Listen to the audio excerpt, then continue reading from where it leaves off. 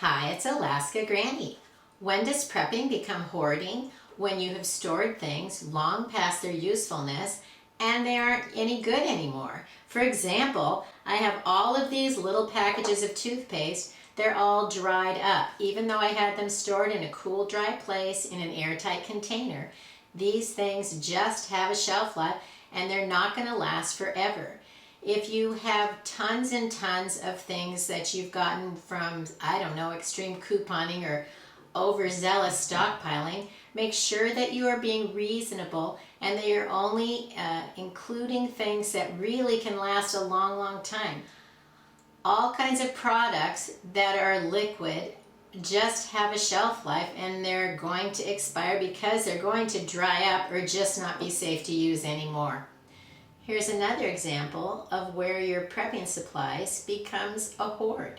Maybe you've picked up flashlights like this one I picked up in the airport in Atlanta. I was on a vacation, didn't have one, and this one was nice because you could pump it up. Only it doesn't work anymore, so now it's clutter. Check the supplies that you bought along the way, and if any of them are no longer suitable, get rid of them. Replace them with something that's substantial and is going to last. Don't wait for an emergency to find out that your flashlight has corroded batteries and isn't useful anymore, or that you bought one that wasn't substantial in the first place and it just isn't going to work. Take an inventory, clear those things out, and replace them with sturdy gear that's going to last. And make sure that you check your supplies regularly, that they're still useful and working.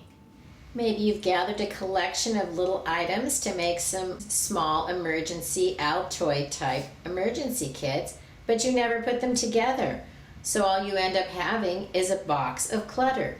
Spend a few minutes, sort a few things out, put something together, and then make a note of any missing components. Then set a goal to get those missing items, put them in your Altoids kits, and then put your little emergency kits in places that are going to be useful for you. Did you ever buy a few random prepping items, but you still don't know how to use them? Get them out and figure out how to use them so that they're useful to you. Otherwise, they're just clutter. Make sure that your prepping is things that are useful and that you're rotating them and using them up while they're still useful to you. Otherwise, it's a form of hoarding. We don't have room for that in our lives. We want the things that we really can use.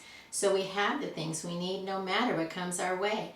Would you want to go to your cabinet in an emergency and the last tube of toothpaste that could be had is all dried up and no good?